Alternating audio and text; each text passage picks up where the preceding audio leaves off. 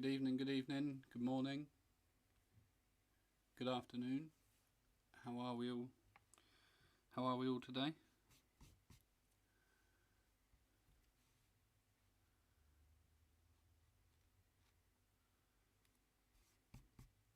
So I didn't get a great deal done since the last stream. Just finished off this bit in here.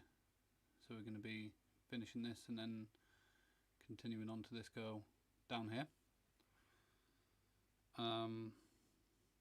Yeah, another nice peaceful stream, just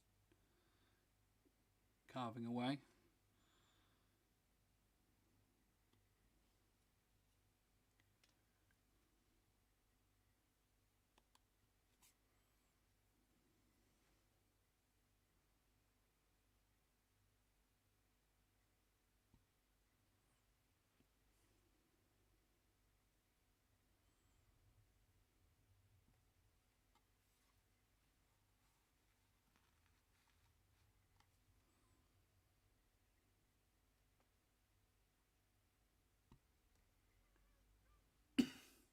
Excuse me. Hope everyone's had a good week.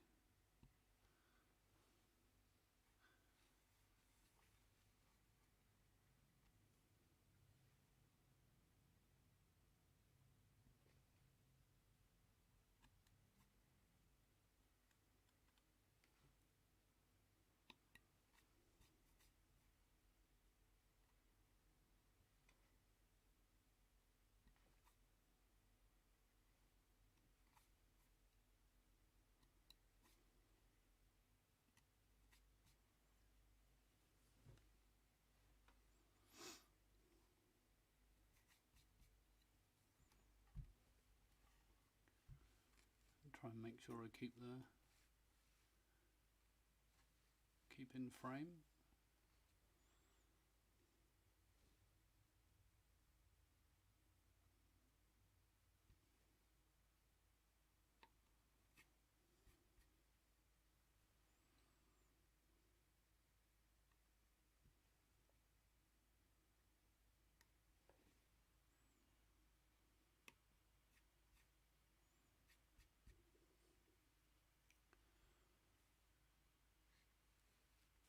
Before I start explaining too much, I'll wait for a couple more people to join in.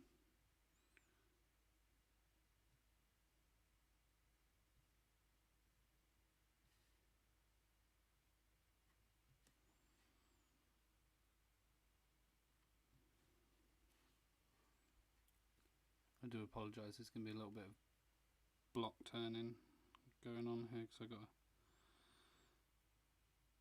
get these couple of little spirals done.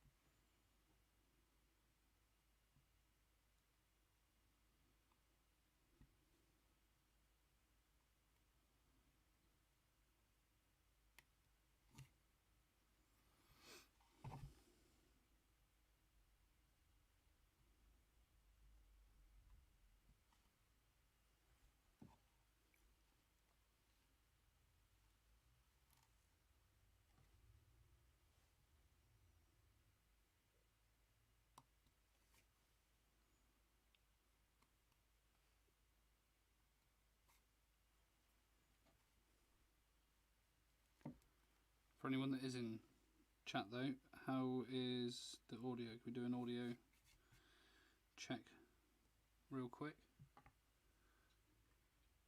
Hi George. George, I saw your Instagram post with your dragon. That looks amazing. Congratulations.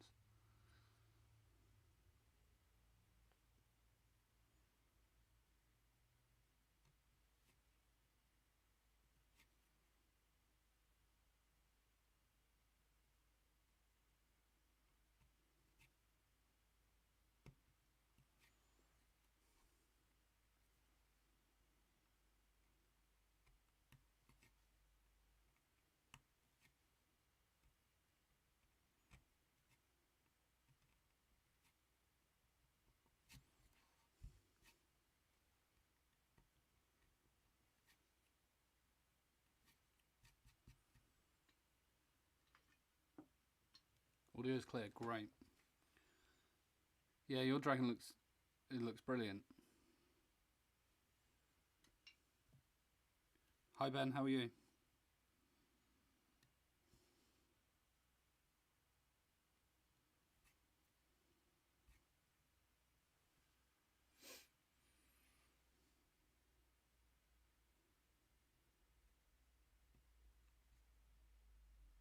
So once I get around this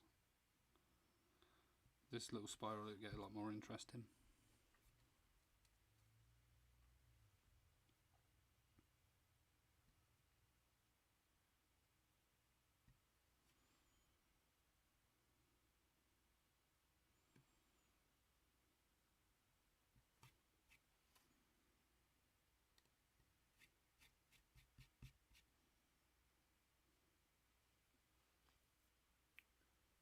$20, no problem. Thank you for stopping by regardless, Ben. It means a lot.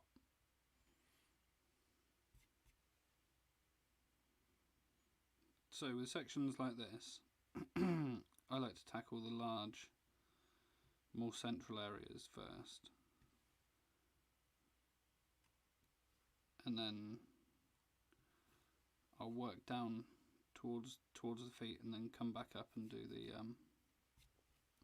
the face towards the end.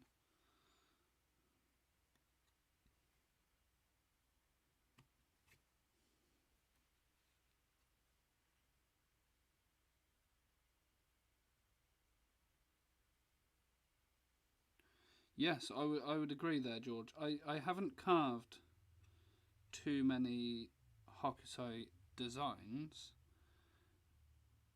but I can imagine that carving would be easier, as he has a lot more of a lively line. You can have a little bit more fun with it, and Hokusai never had as much emphasis on super thin, clean lines. He was quite expressive with the way he used the brush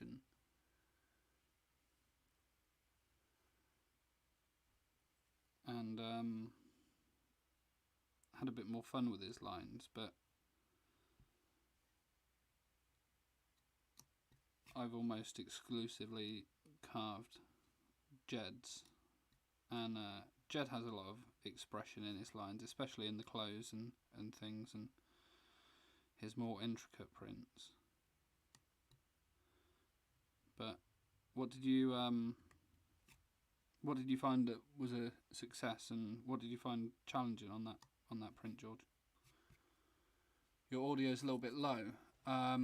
It's cranked up sort of as high as I can go on my end. There's not really a lot I can do without putting my face like right in the mic. So if it's okay for the vast majority, then, and if you can make do with earbuds, then that is more preferable to me. I can maybe move the mic closer.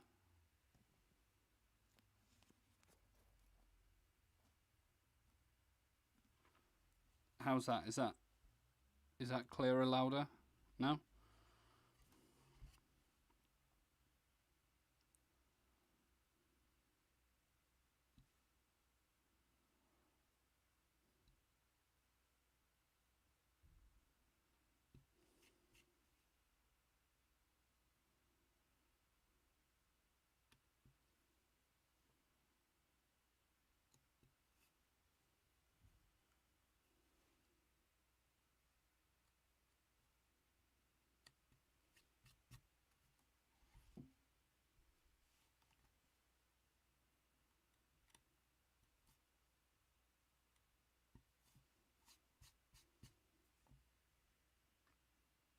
Better volume, cool.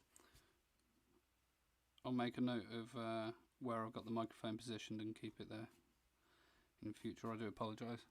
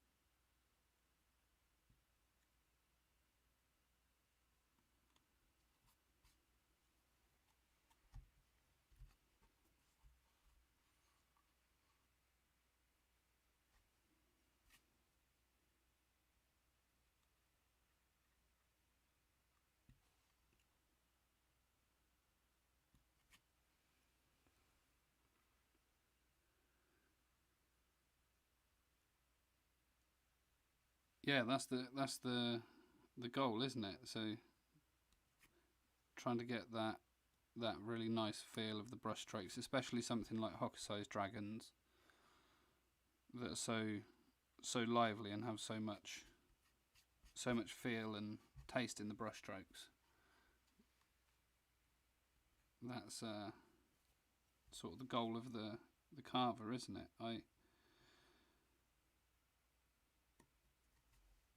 I don't in any way feel as though I do Jed's designs justice yet, but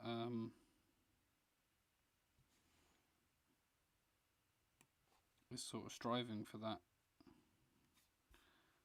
looking at a print and feeling like you did a good job and you captured the essence of what those lines are portraying and stuff.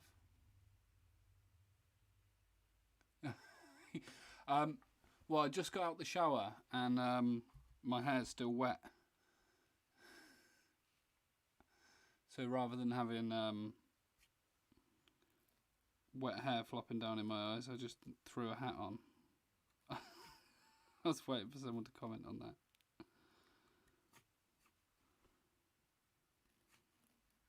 But I'm sure another point on George's comment about the lines and stuff. I'm sure this is something that Dave's spoken about previously. Is that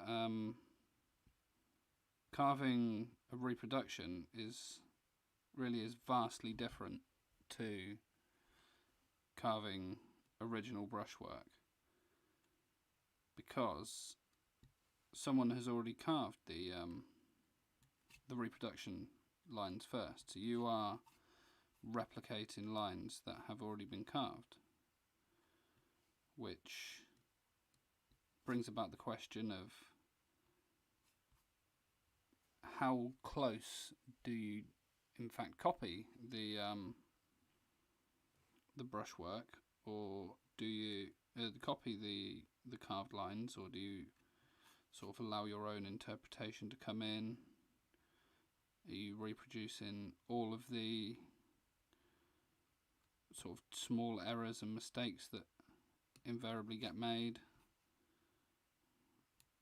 Whereas when you're carving original brushwork, there's sort of a bit more interpretation that you can have in your carving.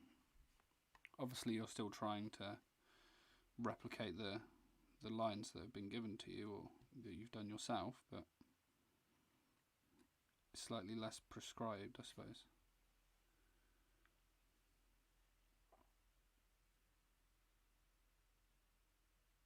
What's the size? It looks like quite a large block.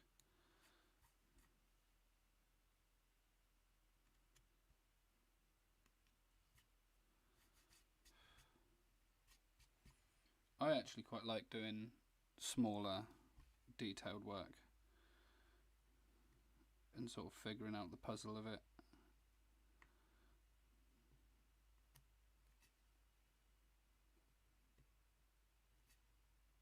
I'm not going to be going out and carving hairlines like Dave did on the chrysanthemum. Is it the chrysanthemum print? The gift print that he did.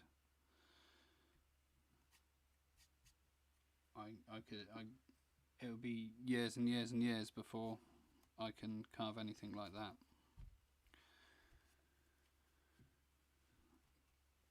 But this sort of thing's quite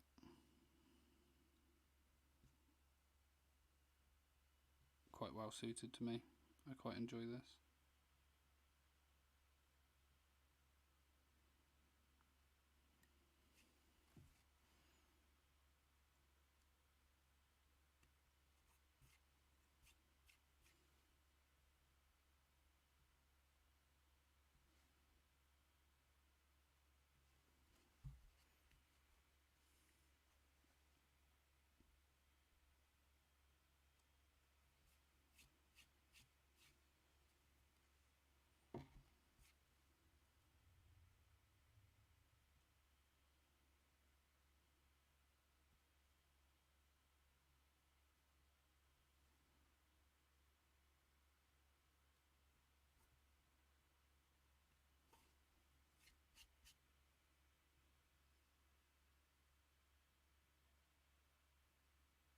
See, 14 by 18. So you have to think now in centimetres.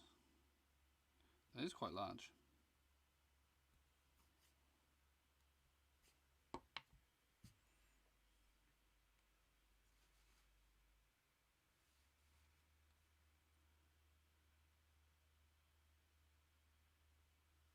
Yeah, I've seen some of the key blocks that he's produced for Dave, and they're outstanding.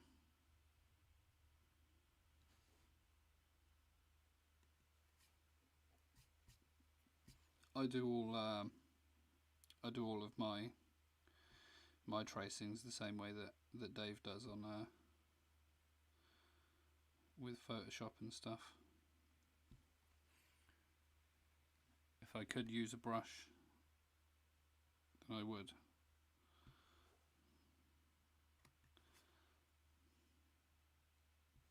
But I suppose that's the that's the advantage of learning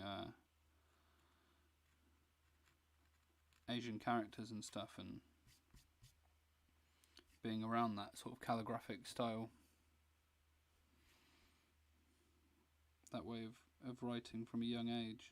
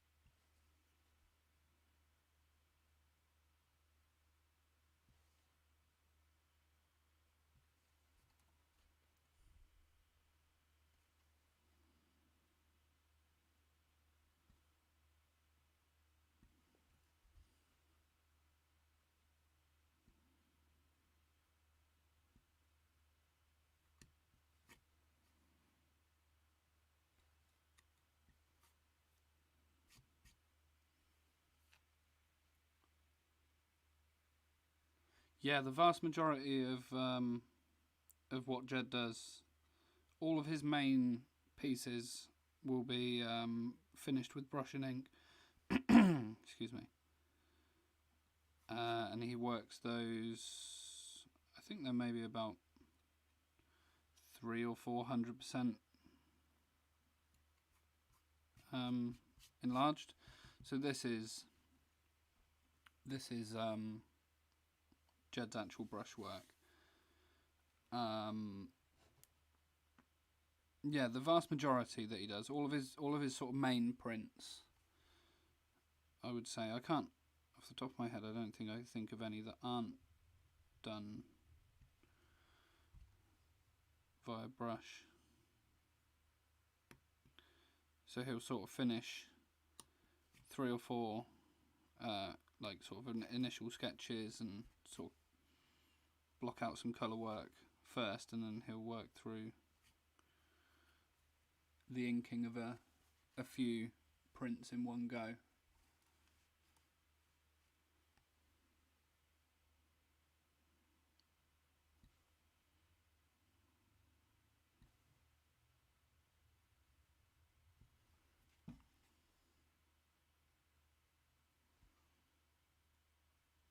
But it really is such fun to carve his line work. He doesn't give himself enough credit.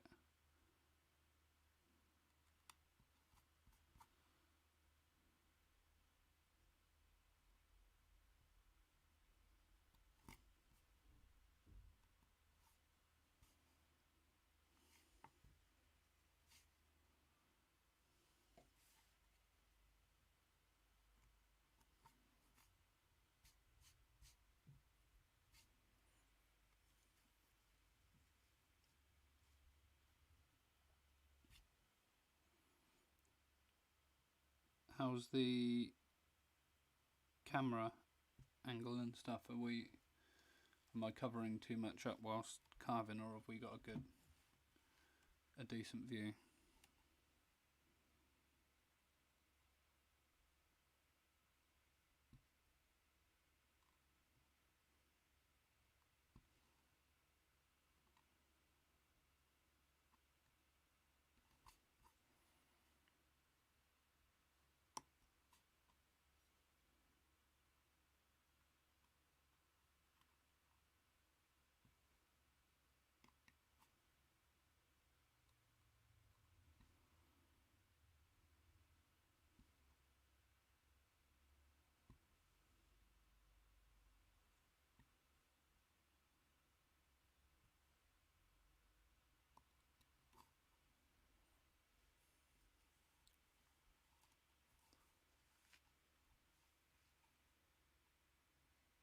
Brilliant, thanks.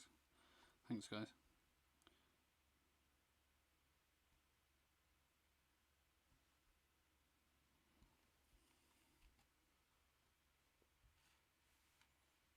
If I can keep it in frame, it'd be good.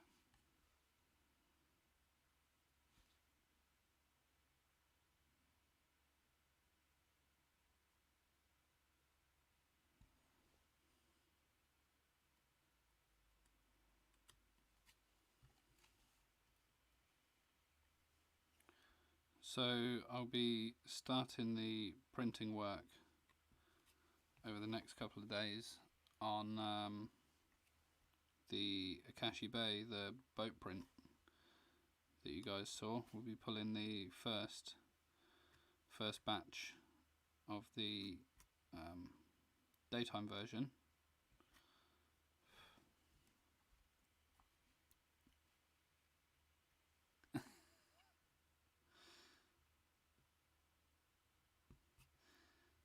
It's more with like this, I tend to just treat them as each individual shape. I'm not really thinking too much about these areas in here. I'm just thinking about that internal there, and then that little arch there, and that's just my immediate concern whilst I'm carving.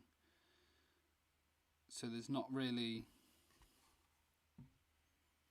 I mean, if I chipped a line, for example here, there are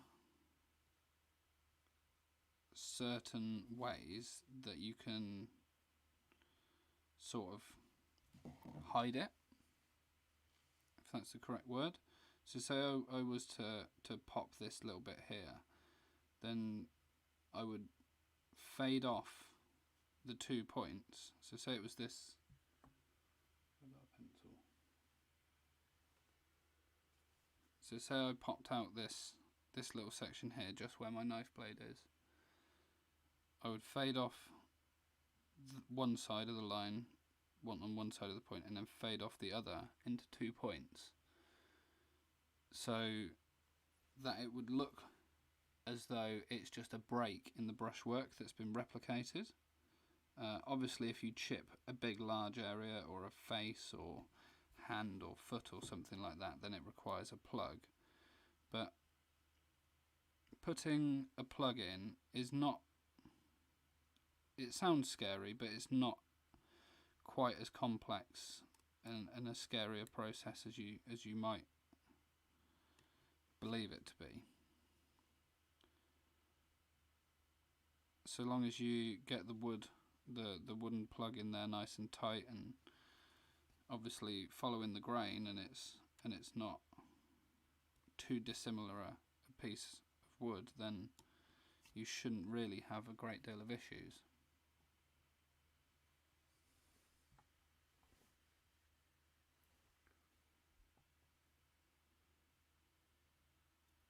$100?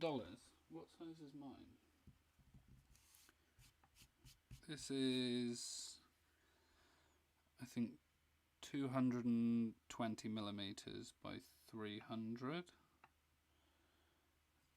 and they can be quite pricey. I would recommend, Ben, to just give it a go with a cherry block. You haven't got to buy a really large piece of wood or anything like that. Just get a small one of I'm not sure about McLean's, but wood like Matsumura, they do small sort of postcard-sized blocks, and I would just give it a go because it really gives you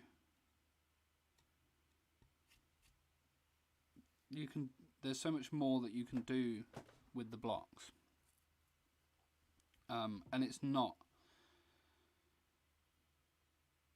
really so difficult to carve if you've got a reasonably sharp blade and a fairly steady hand. You should be okay. What's good about cherry is it will teach you very quickly about blade sharpening, and you'll learn something I don't think necessarily is spoken about too much, is about grain directions in wood and how they're important. Generally in a piece of wood, you'll be able to clear out one way north and south, and one way east and west, without it sort of tearing.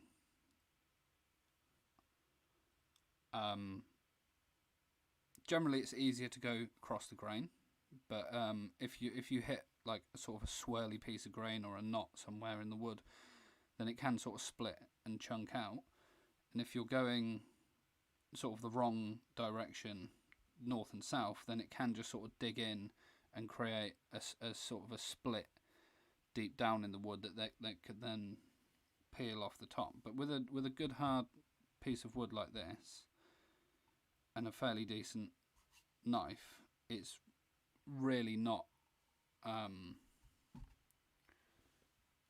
as big a challenge. I was terrified I was maybe carving, just sort of messing around for a good maybe 18 months or so, and just terrified of ever touching a piece of cherry because I thought I'm never going to do it, and it's too expensive and I can't sharpen a knife. And when you try it, it's not so bad.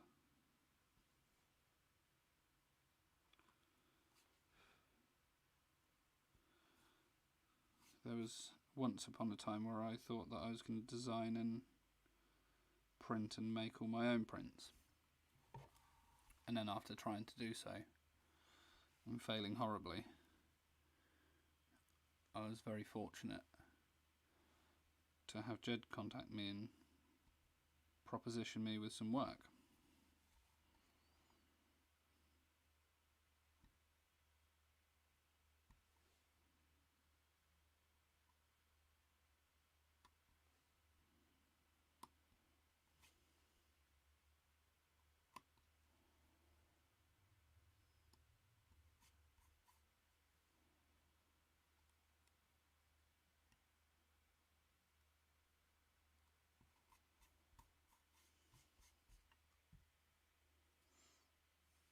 Take care, Ben. Thanks for stopping by.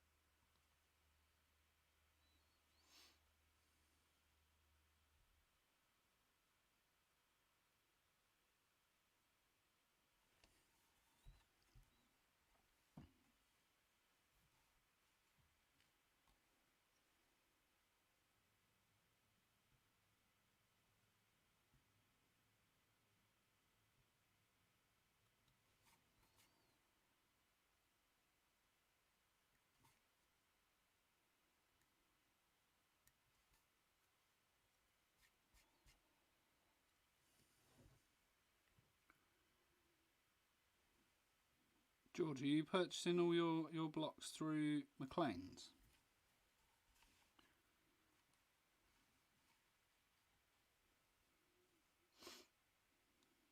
I'd be interested to know if they're importing them and getting them through Matsumura-san.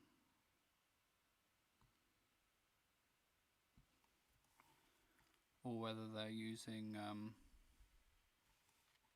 North American cherry.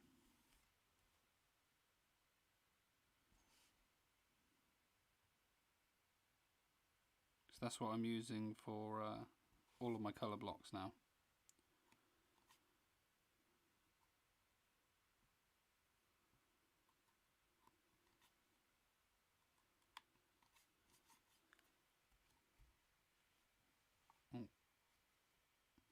It's just a question of finding a supplier that is trying to communicate what wood you need for carving stuff like this, so we can get really good wood that would be perfect for furniture making and joinery and things, but people aren't trying to carve millimetre diameter lines in joinery timber, so it can be a bit of a struggle to communicate that sometimes.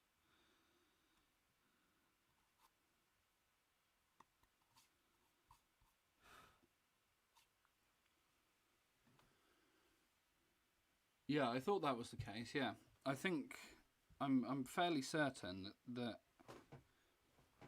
is where the supplier that I use in the UK is getting theirs from.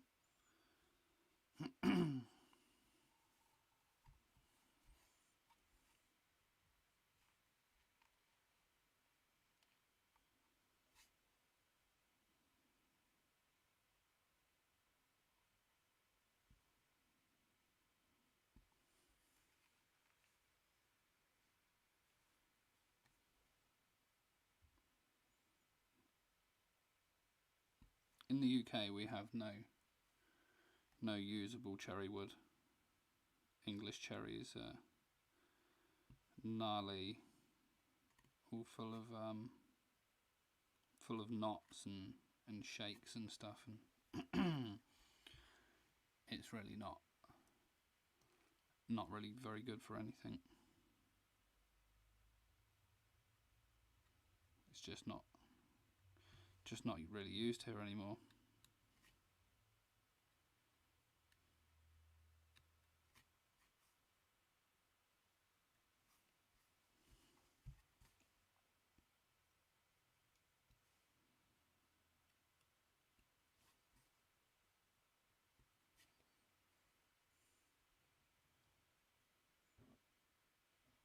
Yeah, I am based in the UK. And yeah, it is a struggle to get really good wood. Up until maybe up until March of this year, I had been exclusively importing all of my wood from Japan, and then we made the decision to try our own stuff because there was a lot of uncertainty over shipping and postal and stuff like that, and I just couldn't risk spending a lot of money on blocks and then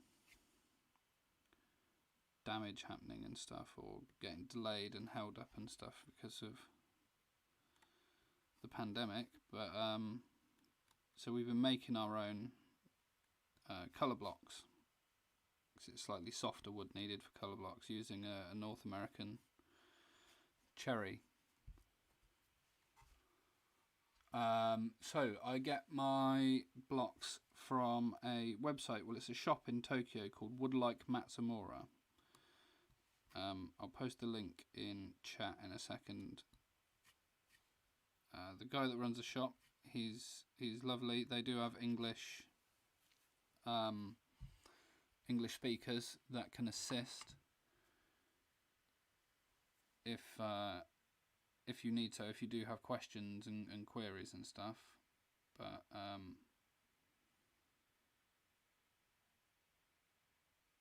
post the English version of his site in the chat now.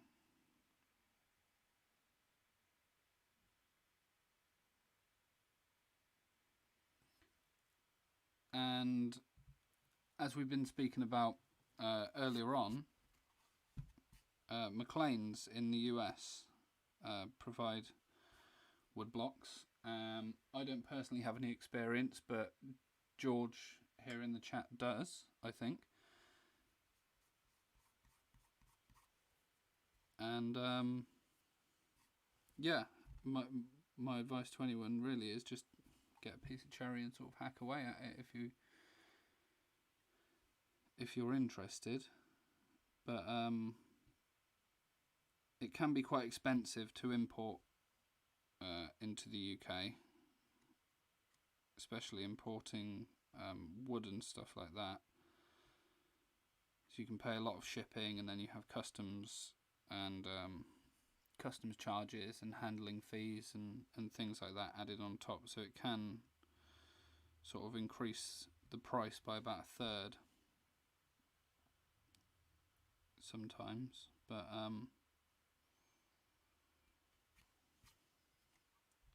for me, it's worth it for what I get out of it.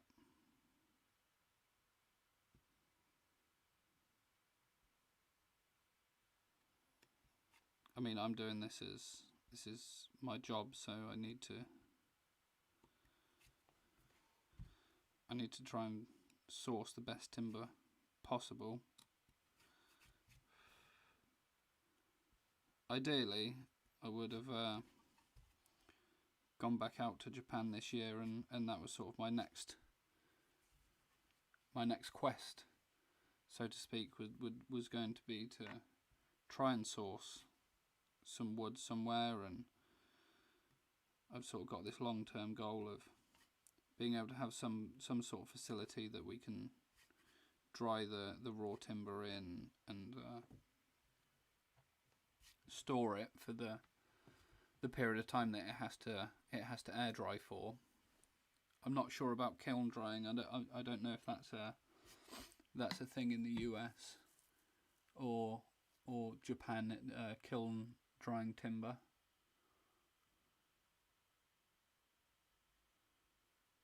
Yeah, McLean's have always been good. They've got a good reputation, and I would say outside of Japan, they probably provide the best materials that you can get.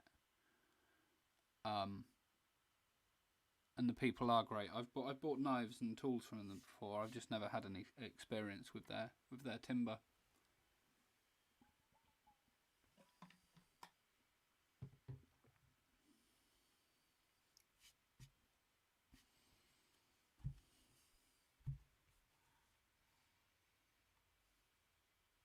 But yeah, the dream is to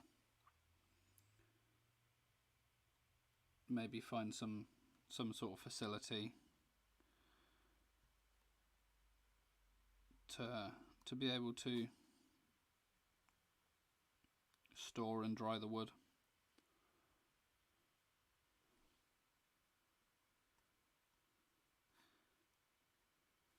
Definitely, and invariably, almost every organisation that deals with anything to do with printmaking is quite small, so it's quite an easy thing to do in regards to purchasing printmaking materials. But yeah, I agree entirely. Supporting a smaller business is definitely more preferable. Yeah, I agree entirely, and that's why some sort of facility would be needed. The UK property is rather expensive, and as I understand,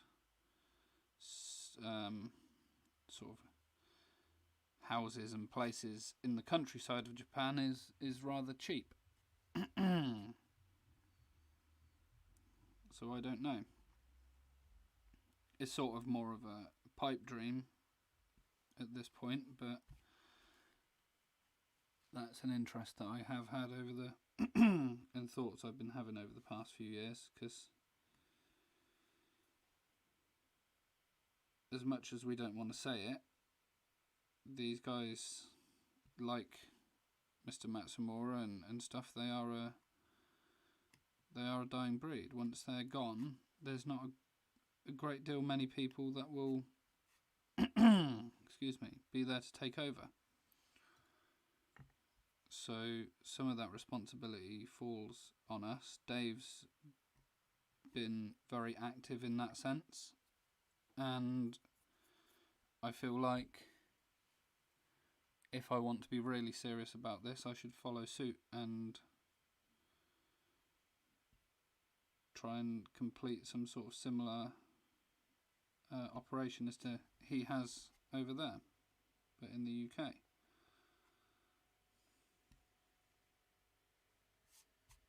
Yeah, it's similar here. We use kiln dried timbers for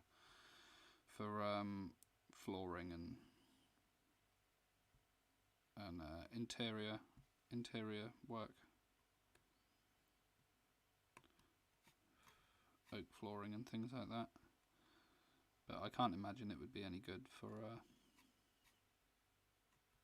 wood blocks. Hence why it would be so important to have somewhere to be able to store the timber for so long. Yeah, see, that's another option. That is another option, and having Jed as a sort of partner of sorts could facilitate that.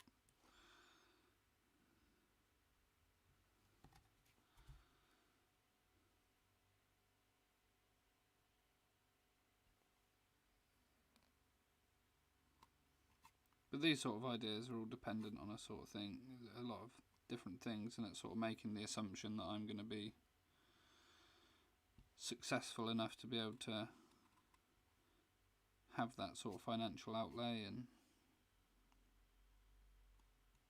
But it's an idea, and it is something that I am seriously considering down the line, once we can all get out and about again.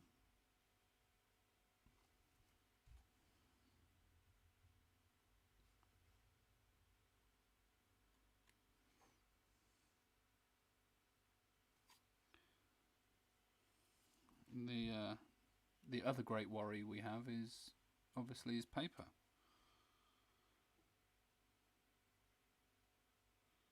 Paper is probably the single biggest concern of the entire operation. We're all of us are all beholden to one family at this point, I think.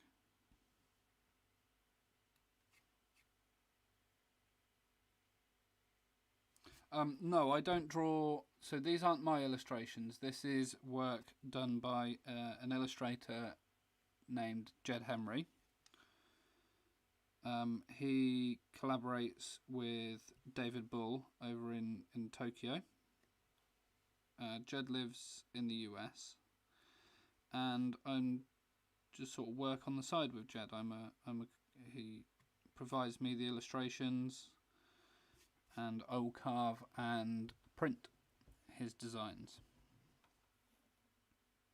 And I work almost exclusively with and for Jed, aside from producing some Patreon designs myself, which are reproduction work.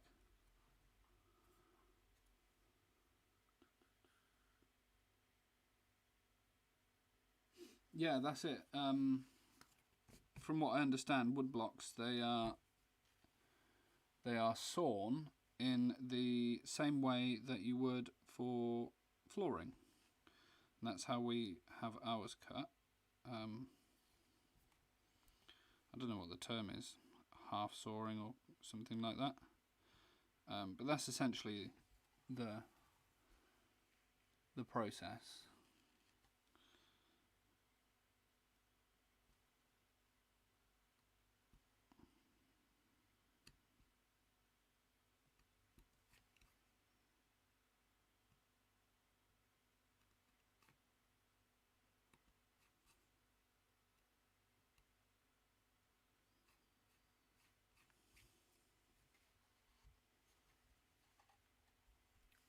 So the copyrights on this, that's quite interesting. So essentially, Jed owns the rights, the exclusive rights to the image. So once I produce these blocks, I can never. This is quite simple to talk about. So Jed produces the image. He owns the rights to that image. So I can never print these blocks and produce prints from them and sell them for my own gain. And conversely, by carving these blocks, I have sole rights to these blocks here. So Jed cannot then commission someone else to pull designs from my blocks without first either paying me to do so, or if I were to have employees that did that, similar to Dave, or for Jed to purchase the blocks from me for a monetary value of my the cost of the material plus the time taken to produce the images. Thank you very much, George. I'm planning. I've got the last two designs planned out now. I know what they're going to be. They just need to be traced up and put on blocks. And I think I have two ideas for what the second Patreon series is going to be. And I guess I could just run it by you guys now. So either I'm going to be doing a series of 4 prints by Hasui, the famous designer of many yokai and ghost type prints, from a book of his, a series that was done of his, called Cartoons of Hasui, and there's a lot of different imagery of ghosts and gods and ogres and cool things like that. Or the second option is to do images of people at work. So, for example, the quite famous Hokusai print of the guys working on the water wheel, things like that. Then there's a couple of other designers. A designer in the 40s or 50s called Wada Sanzo. He did some quite interesting things, quite like painterly watercolor type images. There's a few like that. There's a really interesting one I found of a craftsman. I think it's a carpenter laying out his tools on his workbench, ready for the new year, cleaning up the shop, and sort of doing something like that, and sort of following the same general outlook as this series, in that I take designs by people from different generations to sort of try and highlight the progressions of the medium and the different build-ups in colour and how that progressed and things. But that's sort of the two ideas I've got floating around in my head at the moment. Yokai prints. Yeah, I've always wanted to do a series of yokai. And then seeing Jed and Dave do their series of yokai prints together. The one where Jed would do a design and then they would use a Hasui design alongside it. And there's so much really cool imagery to pull from. Hasui has really interesting line work. It'd be fun for me to do. None of them are really particularly colour intensive, so that makes it manageable and also able for me to bring it into the price point that you guys pay.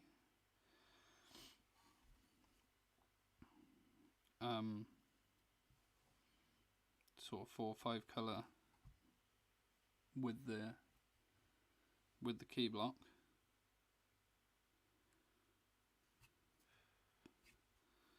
I love anything to do with old Japanese ghost stories and myths and stuff like that. It fascinates me.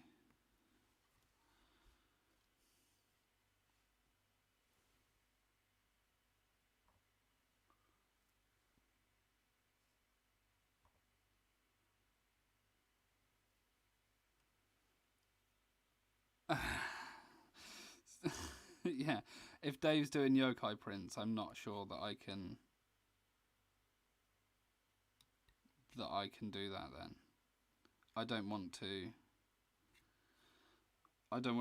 make it seem like I'm sort of trying to ride his coattails there, or sort of play off their success. There's been so many designs that I wanted to do, especially for this bird series, that I've then looked at and clicked through and realised, oh, Dave's done that. And one, simply, if I'm being really brutally honest, I'm not good enough to reproduce an image that they've already done. It would do it a disservice, and in my mind it wouldn't be right to do that. And 2, I'd be apprehensive about it coming across as I'm trying to play off some sort of success of theirs, which I'm not. Obviously, that's not my intention, but it can seem that way, and it could be misunderstood that way, and that's certainly not an impression that I would want to give off.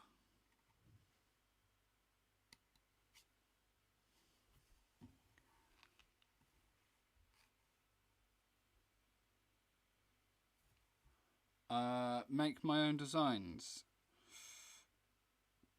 Probably not. At least not in the immediate future. I really don't have the aptitude. I understand how a print works. I can create a block set in terms of breaking the colours down and understanding what goes where and how to actually build a print, but designing and doing that side of it is not my forte in any way. There are things that do interest me,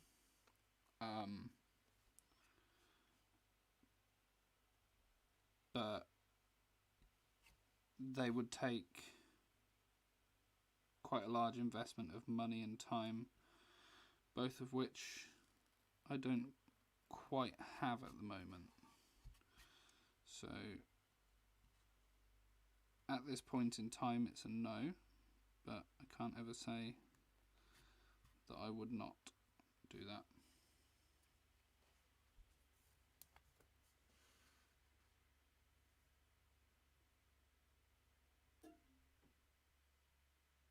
Okay, I'll have a look.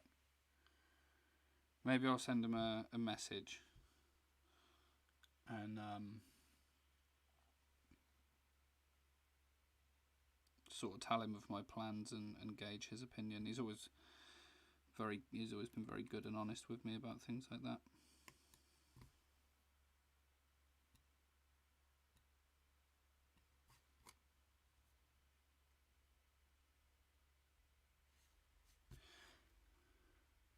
Yeah, that is a plan. There is a lot of other artists that I would like to work with that don't necessarily fall under the banner of, because sometimes me and Jed we've done it in the past where we commission someone, or Jed purchases the rights to an image from another designer or illustrator, and then that image gets produced in woodblock form. There's a few other people that really interest me that don't necessarily fall under the category of what Jed would sell. And that was one idea that I had coming into this whole Patreon thing, that maybe I would commission people to do that. And then I sort of thought to myself, well, I'm not sure, is anyone actually ever going to sign up to it? And I didn't want to outlay all of that money to then not have anyone actually sign up to the Patreon. But thankfully people have, more so than I ever imagined, so that now becomes a real possibility, that I could be sort of casting the net out a bit further and looking at people that aren't necessarily doing work that you would think immediately translates into woodblock prints. So quite similar, if anyone has seen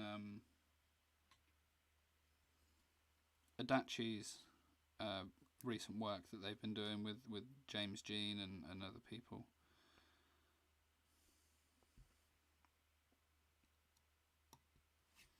But there's a few people that I would really like to work with.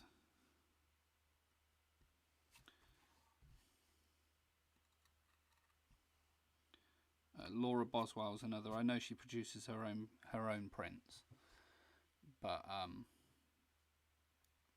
she's really an incredible illustrator, and I would love to collaborate with her in some sort of way. Right, guys, I didn't even notice the time. We've whizzed by. So we're churning through this block rather fast now. I've got one day of carving left before I will start printing properly. So I should get a good chunk of the way through this, and we should be looking at the hair block for. There's actually a creature that these guys are all sat on here, and you can sort of